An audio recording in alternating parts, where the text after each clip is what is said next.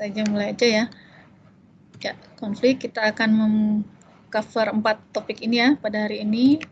Teman-teman melihat gambar seperti ini kira-kira apa yang ada di pikiran teman-teman sekalian nih? Kira-kira ada yang nyaman apa nggak nyaman nih? Ada yang nggak nyaman. Nggak nyaman kayaknya ya.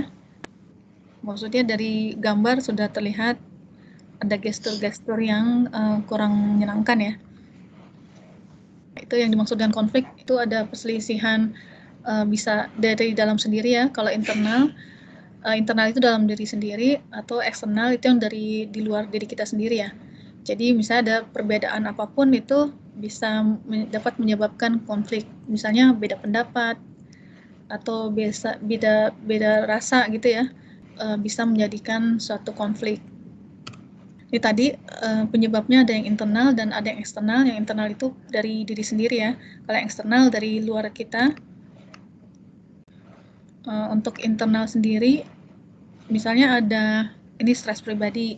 Misalnya nanti teman-teman mau masuk kelas gitu, dari rumah udah bete gitu ya, udah berantem sama adik atau dimarahin orang tua gitu ya. Itu udah stres, itu udah ada konflik dari diri sendiri gitu. Nyampe kampus nanti udah semuanya udah salah aja teman-temannya gitu ya, nggak bisa kesenggol dikit gitu. Kemudian bisa juga dengan adanya perbedaan pengetahuan dari dalam sendiri. Misalnya kita taunya begini, tapi kok kenyataannya nggak seperti itu gitu. Terus beda nilai, misalnya teman-teman tuh misalnya mau menganut prinsip kejujuran misalnya, tapi susah benar ya untuk jadi jujur gitu, jadi konflik nih dari dalam diri sendiri gitu. Begitu juga dengan yang lainnya ya, ada perbedaan-perbedaan antara harapan dengan kenyataan sehingga menjadi konflik. Kemudian dari luar ini bisa banyak macamnya ya, di antaranya itu misalnya ada perilaku, misalnya teman kita berperilaku kurang menyenangkan, itu dapat menyebabkan konflik. Kemudian adanya persaingan ya, terutama misalnya nanti kalian di tempat kerja, misalnya ada saja yang misalnya menginginkan kepentingan tertentu atau menginginkan jabatan atau macam-macam ya, atau dari segi masalah keuangan juga bisa. Kemudian lingkungan yang kurang kondusif. Kemudian komunikasi, ini jelas ya, kalau komunikasi tidak lancar itu dapat menyebabkan konflik. Begitu juga dengan ketidakjelasan tanggung jawab. Misalnya nggak jelas nih tanggung jawabnya siapa. Misalnya kalian di kelas nih nggak ada ketua kelas. Terus nanti kalau misalnya mau berhubungan dengan dosen atau ada kegiatan kemahasiswaan, itu PJ-nya siapa nggak jelas. Misalnya saling tunggu-menunggu misalnya. Akhirnya nggak jalan, itu bisa terjadi konflik ya. Begitu juga nanti misalnya yang fatal, misalnya kalau di tempat kerja misalnya nggak jelas tanggung jawabnya, apalagi kita terkait dengan nyawa orang lain ya. Jadi kalau misalnya tidak jelas tanggung jawab atau wewenangnya siapa, dapat berakibat pada keselamatan, dapat merugikan keselamatan pasien ya, dan diri kita juga.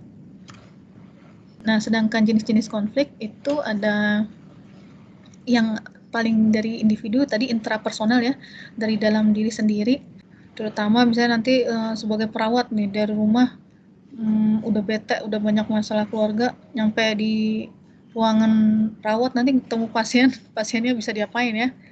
Jadi itu bisa mempengaruhi kinerja ya, walaupun seharusnya tidak demikian ya, harus tetap profesional, yang di luar dengan yang di dalam jangan campur aduk. Kemudian interpersonal, ini antar personal, jadi misalnya ada konflik, misalnya ada musuhan atau apa antar orang per orang. Kemudian intragrup itu antar dalam grup, misalnya kalau kita kan perawat ya, jadi misalnya dalam antar perawat itu misalnya ada konflik, ada permusuhan atau ada tadi persaingan gitu-gitu ya. Sedangkan kalau intergrup itu dengan tim yang lain atau bisa juga dengan pasien misalnya. Jadi antara tenaga kesehatan dengan pasien. Sedangkan interorganisasi itu antar institusi, misalnya antara satu rumah sakit dengan rumah sakit yang lainnya. Ada persaingan gitu ya. Atau misalnya bisa dengan institusi lahan atau dengan akademis juga bisa gitu ya. Nah, tahapannya sendiri ada 5 tahapan konflik. Nanti kita akan belajar seperti ini dalam bentuk diagram ya. Nah, ini tahap pertama potensi oposisi atau ketidakcocokan. Nah, ini dari awal bibit-bibitnya ya. Jadi misalnya karena ada kondisi yang menciptakan kesempatan munculnya konflik. Misalnya dari segi komunikasi nih, komunikasinya misalnya yang umum aja dulu ya, kalian sama teman tuh biasanya kan tahu komunikasinya seperti apa. Ada teman-teman yang misalnya kurang enak diajak komunikasi atau tidak jelas gitu ya. Kemudian dari struktur tadi contohnya misalnya di kelas tidak ada ketua kelas ya, atau enggak misalnya tidak ada delegasi. Nah, itu dapat menyebabkan konflik. Tadi seperti sudah dicontohkan, jadi tidak ada arahan gitu, jadi dapat menyebabkan konflik. Kalau komunikasi yang enggak efektif juga jelas dapat menyebabkan konflik ya. Dari segi pribadi tentu ya ada kepribadian masing-masing. Misalnya ada yang orangnya suka nyablak gitu kali ya, ada yang baper gitu. Nah, itu dapat menyebabkan konflik. Adapun tahap berikutnya adalah kognisi dan personalisasi. Jadi pada tahap ini konflik sudah dipersepsikan. Di sini sudah mulai dirasakan nih. Misalnya, kalau yang tadi tuh misalnya juga ya, misalnya tadi di yang sebelumnya misalnya tidak ada SOP, misalnya kalau di lahan ya, di rumah sakit atau di puskesmas, misalnya tidak ada SOP yang jelas. Kayak misalnya yang di zaman COVID ini kemarin, misalnya pasien masuk dari IGD, terus tidak ada OTG gitu ya, kemudian masuk ke ruang rawat ternyata positif. Nah, itu terjadi konflik. Bahkan insiden ya jadinya ya. Nah, ini misalnya mulai dipersepsikan. Misalnya kalian ketemu dengan temannya cemberut aja, bete gitu ya. Kemudian misalnya, itu kenapa ya dia begitu, saya salah apa sih gitu. Mungkin dia ini kali saya nggak bantuin dia misalnya gitu. Jadi itu mulai dipersepsikan. Kenapa ya kalau aku datang dia kok pergi misalnya. Nah, itu udah mulai dipersepsikan. Akhirnya merasa nggak nyaman. Misalnya, kok begitu sih, jadi bete nih gitu, jadi sedih atau kesel gitu ya. Itu mulai dirasakan.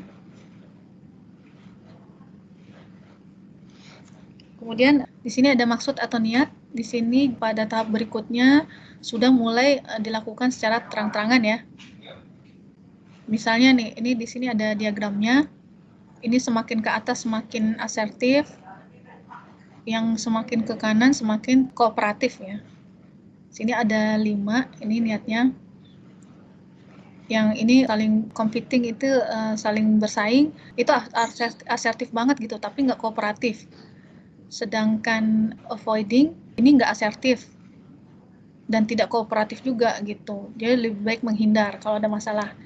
Kalau ini collaborating, ini saling berkolaborasi.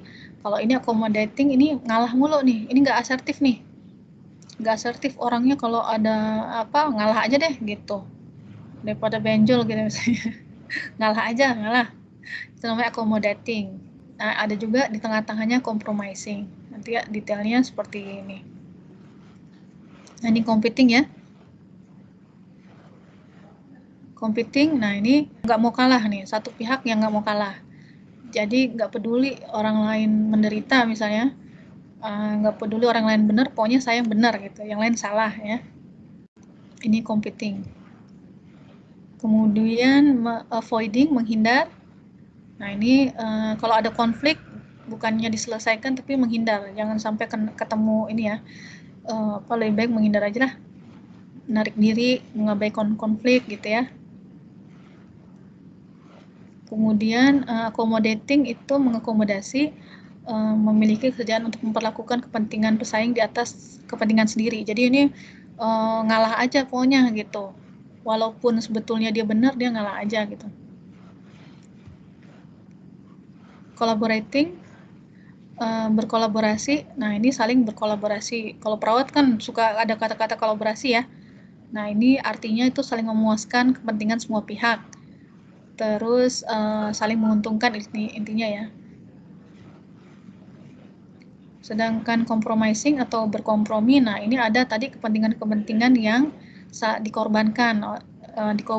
dikorbankan untuk mencapai tujuan yang sama. Jadi sama-sama berkorban untuk bisa mencapai hasil ya. Kemudian tahapan perilaku. Nah, di sini konflik semakin nyata sudah diekspresikan ya konfliknya, jadi bisa secara verbal maupun non-verbal. Nah, ini hasilnya bisa destruktif atau konstruktif. Kalau destruktif itu kan penghancuran istilahnya ya. Jadi konfliknya itu nggak berhasil dikelola, kemudian berdampak negatif pada kinerja. Jadi kadang ada konflik, ada juga ya di ruang-ruang nanti tempat kalian bekerja ada yang seperti itu ya.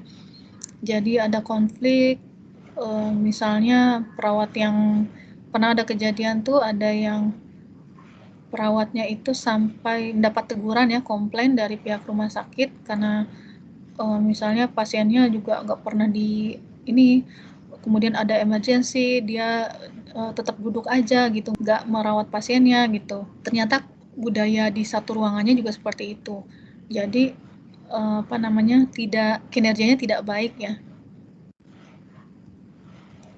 Kemudian tahap hasil di sini ada jika berhasil dikelola dengan baik, maka akan meningkatkan kinerja anggota timnya ya.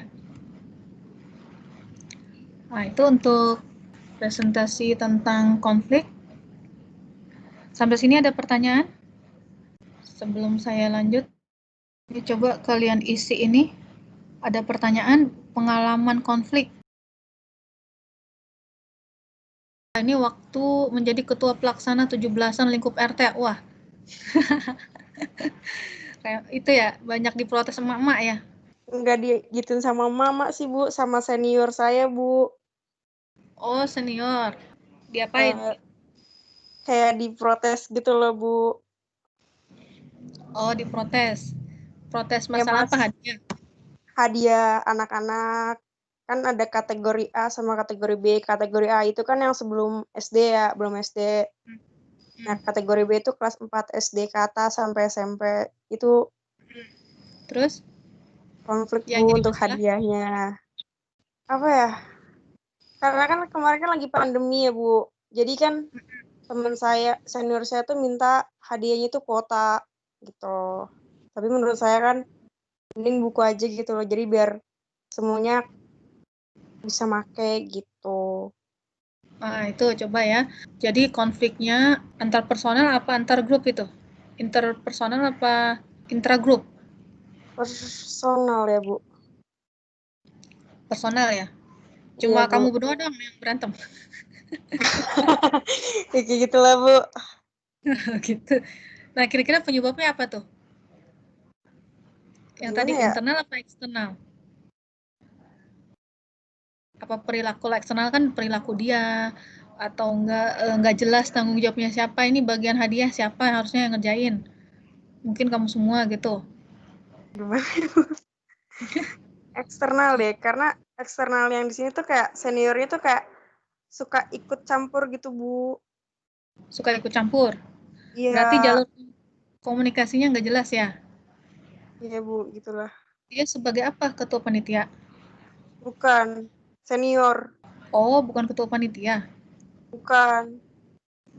Oh, itu makanya nggak jelas kan? Itu dia wewenangnya apa di situ dia? Wewenangnya sih donatur sih, Bu, tapi kayak suka apa ya? Ikut campuran gitu lah, Bu. Ya, itu tadi ya. Bisa jadi karena ketidakjelasan tanggung jawab dan wewenang ya. Cuma masalahnya dia ngasih duit ya, itu jadi masalah. Apakah yang ngasih duit berhak untuk menentukan hadiah? Nah, itu. Kadang kan ada orang yang belum ngasih tapi ada timbal jasa gitu ya, atau enggak ada keinginan juga yang ingin dia sampaikan gitu ya. Kemudian ini ada yang lain, pengalaman konflik dalam menyampaikan pendapat pada organisasi. Pendapatnya kenapa nih? Iya Bu, maksudnya kan kalau misalkan kayak lagi kumpul organisasi kan pasti ada yang ditanya nih Bu, buat misalkan diskusi apa nih saran yang bagus, pasti kan gak cuma satu saran Bu, jadi ada beberapa saran. Jadi pasti di Ya. situ ada perdebatan dulu tuh Bu untuk memilih saran siapa yang lebih layak gitu Bu. Diskusi kali ya. Iya lebih kayak diskusi, cuma pasti bakal ada konflik dikit sih Bu menurut saya. Nah ya, itu biasanya kamu tipenya yang mana nih tadi? Avoiding, competing. Kalau misalkan pendapatnya yang apa selain saya lebih baik, ya saya ini Bu mengakomodasi, lebih baik mengalah. Kalau misalnya benar-benar mengambil sepenuhnya pendapat dia, temannya yang lain, berarti memang tapi beda kalau benar sama salah lain ya. Misalnya gini, kalau misalnya accommodating itu maksudnya kita udah benar nih. Udah benar tapi mengalah untuk yang lain gitu, walaupun orang lain itu salah. Kalau misalnya tadi dalam konteksnya memang pendapat itu disepakati bersama, itu bukan accommodating. Itu collaborating ya, sama-sama bekerja bersama. Kalau accommodating itu misalnya sepenuhnya itu kita mengalahkan kepentingan kita, padahal sebetulnya benar nih kitanya nih. Tapi udah daripada ini males gitu. Malas mendingan udah aja deh gitu. Kalau avoiding kan sama sekali nggak mau ketemu konflik ya. Kalau accommodating itu udah ketemu konflik tapi nggak asertif kitanya, nggak mau berusaha lebih lagi, udah ngalah aja lah intinya gitu. Nah, contoh lain nih, sebentar. Pengalaman konflik saat di organisasi antar para anggota ya. Ini mirip ya. Kemudian kesibukan membuat saya dan teman saya jarang komunikasi, apalagi semester ini ya. Kemudian saya pernah mengalami konflik dengan antar teman karena saya katanya judes kalau ngeliatin apa sih? Ya, saya juga pernah dibilang begitu ya. Karena abisnya kayaknya serius sih gitu. Jadi jaga jarak gitu ya, jaga jarak. Nah itu kira-kira apa tuh? Tahap yang mana tuh kira-kira? 1, 2, 3, 4? 2 apa Bu? Tahap berapa? 2. Ya betul ya, tahap kedua ya. Jadi mulai dipersepsikan, kemudian mulai dirasakan. Kok dia jutek banget sih gitu ya. Padahal emang mukanya judes gitu mukanya jutek. Padahal orangnya enggak gitu kan bisa aja ya. Konflik antar teman, salah paham saat mengerjakan tugas bersama. Oh iya ini jelas apalagi sekarang masa online ya. Online banyak miskom, terutama kalau teks ya. Kalau texting itu beda beda dalam satu kalimat interpretasinya bisa banyak. Makanya teman-teman harap hati-hati kalau menggunakan texting ya. Apalagi misalnya kalau menggunakan kata-kata kan, loh gitu ya misalnya. Kan udah saya bilangin gitu kan. Misalnya kalau dari segi teks kan saya sudah bilangin misalnya. Kan saya sudah bilang misalnya. Kalau kata-kata kan aja itu kan bisa dibaca kan saya udah bilangin gitu ya bisa ya. Atau enggak kan saya udah bilangin, kan beda ya. Kalau meeting face to face ya. Bisa aja kita texting, kita maksud kita kan udah saya bilangin gitu ya. Tapi temennya bacanya kan udah saya bilangin gitu misalnya. Beda. Jadi apa namanya itu bisa menjadi konflik. Jadi komunikasi ya. Komunikasi bisa menjadi konflik. Dari masalah menulis pesan itu harap berhati-hati.